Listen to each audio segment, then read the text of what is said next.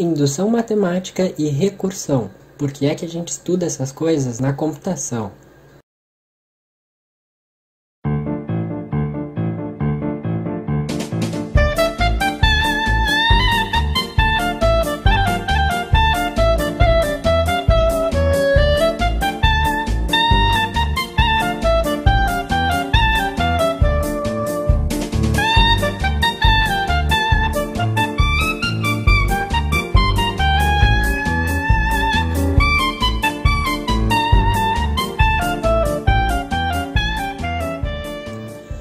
Primeiro eu vou fazer uma distinção. A gente vai falar aqui da indução matemática. Não é para confundir com o raciocínio indutivo, da filosofia, que também é chamado de indução.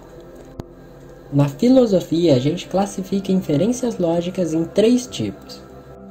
As deduções, onde uma vez que as premissas são verdadeiras, a gente garante, sem sombra de dúvidas, que a conclusão é verdadeira. As induções, onde quando as premissas são verdadeiras, elas nos levam a acreditar que as conclusões são verdadeiras, mas não são suficientes para garantir isso.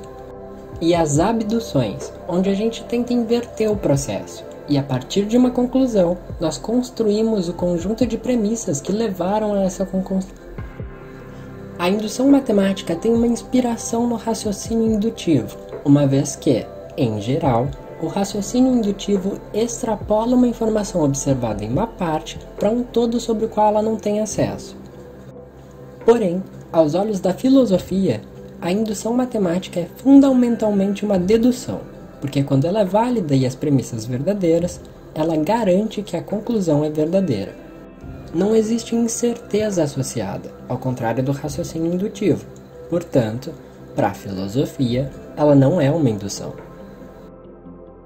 Noções informais de indução matemática já apareciam em alguns dos discursos de Platão, e o princípio já era usado de maneira implícita no desenvolvimento de importantes matemáticos da Índia e Grécia Antiga. Como na prova de que existem infinitos números primos, de Euclides de Alexandria, e no método Chakravala para resolver equações quadráticas indeterminadas, de Bhaskara-Acharya. Ah, e uma curiosidade interessante. Apesar de Bhaskara ter grandes contribuições para a matemática, astronomia e até mesmo para o cálculo, ele só é especialmente famoso aqui no Brasil. No resto do mundo, a fórmula quadrática não é chamada de Bhaskara, mesmo porque não foi nem ele que criou essa fórmula.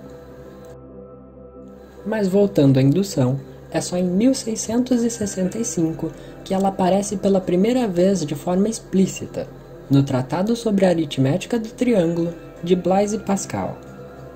Também foi utilizada por Jacob Bernoulli, e daí em diante se tornou bem conhecida. Apesar de que, a formalização que nós conhecemos e usamos hoje foi proposta pelo nosso já conhecido George Boole e mais uma galera que trabalhou com ele.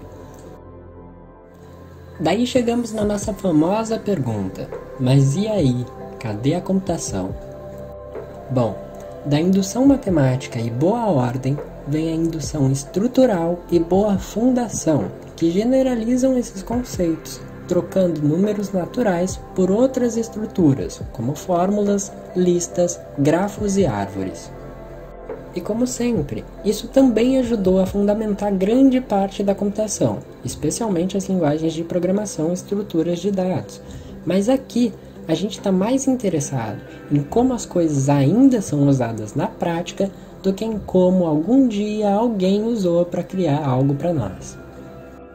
Na computação teórica, através dos métodos formais, essa indução estrutural, generalização da indução matemática, é usada, por exemplo, para provar que uma propriedade válida para um elemento de uma lista é válida para todos os elementos da lista. Isso muitas vezes é necessário para garantir a corretude de softwares e sistemas em geral, ou seja, que o programa está certo, faz o que devia fazer. Mas a maior contribuição mesmo, definitivamente, vai para o desenvolvimento de software, mais especificamente para a programação. Primeiro porque a indução matemática exercita o pensamento iterativo e a manipulação de variáveis sendo iteradas. É fundamental que um programador saiba utilizar um laço para iterar sobre um vetor ou uma matriz. E essa é uma tarefa muito similar a usar a indução matemática para iterar sobre um somatório ou uma série. Enquanto na indução você vai manipular a variável de iteração para interagir com os antecedentes a fim de usar a hipótese de indução para deduzir o passo de indução, na programação você faz isso para transformar ou atualizar dados considerando o antecessor, sucessor ou até mesmo elementos adjacentes em uma matriz. Ou seja, a estratégia é a mesma, a diferença é que em um você está tentando provar uma propriedade, enquanto no outro você está manipulando dados. E depois nós chegamos na recursão. A recursão não é uma teoria, teorema, princípio ou invenção. Ela é um fenômeno natural. Recursão é basicamente quando qualquer coisa é definida em termos de si mesma. Existe uma autorreferência. Por exemplo, a imagem mostrada em um espelho virado para outro espelho. O espelho tem a imagem de um espelho, que tem a imagem de um espelho, que tem a imagem de um espelho, que tem a imagem de um espelho, que tem a imagem de um espelho. Ou quando você sonha que está sonhando dentro do sonho de um cara que está sonhando no sonho de outra pessoa.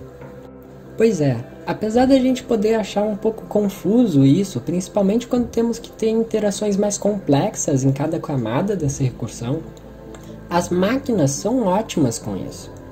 E é por isso que praticamente todas as linguagens de programação comerciais permitem funções chamarem elas mesmas, efetivamente, implementando a recursão.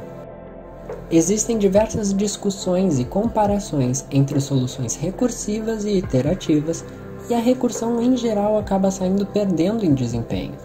Mas tem muitos problemas para os quais nós não conseguimos alcançar soluções iterativas, ou elas são tão complexas e o trabalho de especificar elas acaba não compensando o ganho de desempenho. E é por isso que implementar o Fibonacci recursivo é um ritual quase tão comum dentre os programadores quanto o Olá Mundo, ou esquecer o ponto e vírgula. No mercado de trabalho, é muito comum que programadores passem por uma etapa de entrevista com código, onde o candidato vai programar algo ali na hora, para mostrar que sabe programar. Nessas entrevistas, é bem comum que sejam pedidas soluções recursivas.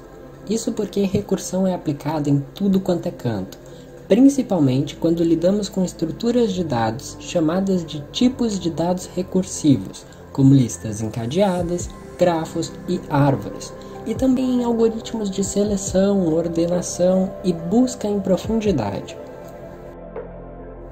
Então é isso.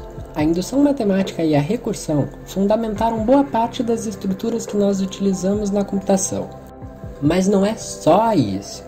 Se você seguir na computação, seja na área teórica, seja manipulando listas encadeadas, grafos e árvores, ou em qualquer ramo que envolva programação, você vai ver os princípios dessas estratégias no seu dia a dia.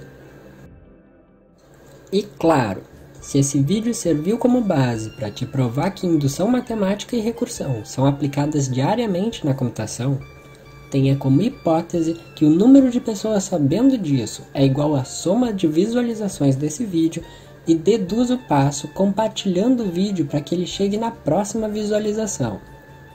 E deixa um like para os seus amigos verem que tem muito like no vídeo e deixarem um like, para os amigos deles verem que tem muito like no vídeo e deixarem um like, para os amigos deles verem que tem muito like no vídeo e deixarem um like, para os amigos deles verem que tem muito like no vídeo e deixarem um like, para os amigos deles verem que tem muito like no vídeo e deixarem um like.